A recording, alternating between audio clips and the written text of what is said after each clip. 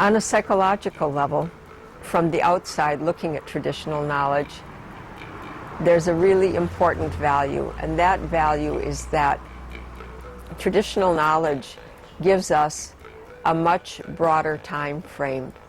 By looking back into the deep roots of our culture and our history, we can understand how it is that we used to live in balance with the earth, where we went wrong and made our mistakes, and from that can see how to correct it.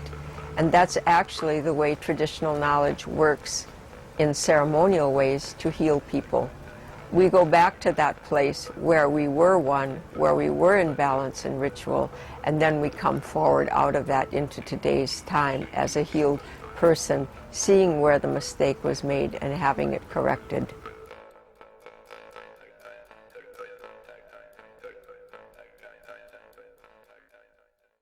Another example of how traditional knowledge can help Western science can be seen in the case of the oil spill that happened in Alaska. The spill was so drastic that it affected over 1,000 miles of coastline, pristine ecosystem coastline in Alaska. Everything, all the birds, the wildlife, the fish, everything was covered in oil and suffering and dying. Horrendous destruction. After 10 years of research and studies by multiple disciplines of science, the team of scientists had to admit that they didn't have an integrative framework for pulling together all of these different disciplines of science to make sense of whether the earth and the beach and the waters were healing or not. And at that time, they would not consult with local indigenous people. And what they said about the indigenous people who lived in that area and had tremendous information to give people based in a big sweep of time, the scientists said, we don't have time for all of this folklore and story tales. We need the facts. So that's the kind of attitude that we have had to face with Western science when we extend a hand to bridge with them.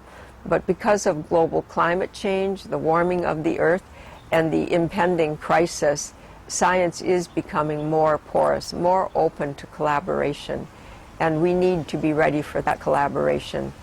We need to be ready not only to share information, but we need to be ready to create boundaries for Western science and not allow them to penetrate into areas that they're not prepared to go.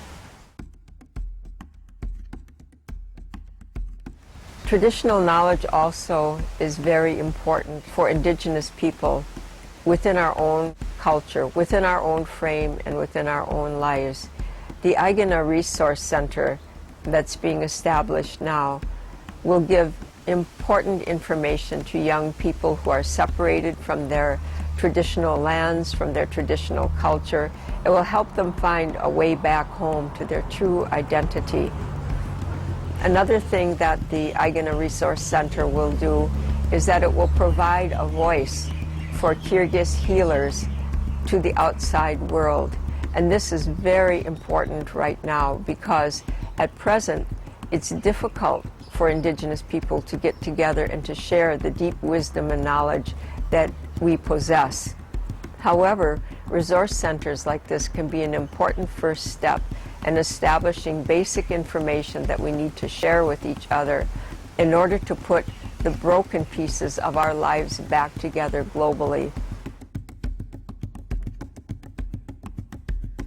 In addition to the two levels of importance of traditional knowledge that I've already mentioned, the first being the importance of traditional knowledge to the outside world, and the importance of traditional knowledge, secondly, to our own indigenous world, there's a third level of importance for traditional knowledge, and that's the level of interaction with the linear, rational, analytical thought.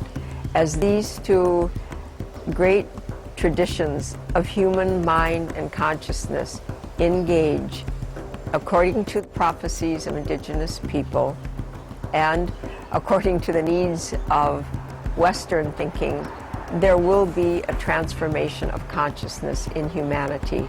This communication So long in the waiting is what we are now standing threshold of. And the most beautiful example of it that I can think of is amongst the Mayan people who have a symbol, and the symbol is a square with a circle drawn around it. And the square is representing the linear thought, and the circle is representing the holistic thought.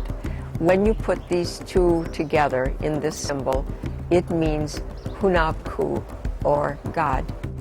So the hope is that by bringing these two traditions together in an equal exchange, that we will emanate a new consciousness, hopefully a lot closer to God and to life than how we have been living it in this destructive phase of human development the last 2,000 years.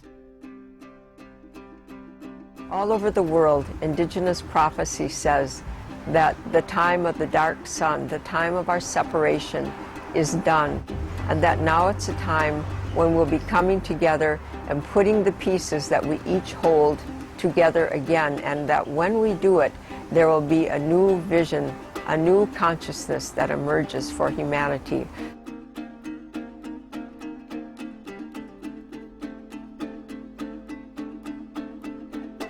So the Aigana Resource Center online is an important step in that direction. Why? Simply put, Central Asia, where Kyrgyz people are from, holds the sacred fire, the Uluat, of all the Northern Hemispheric peoples in the world. When we were last one people, speaking one language, being held in one culture, it was in the Kyrgyz homeland. And you hold that fire. You hold that consciousness for us.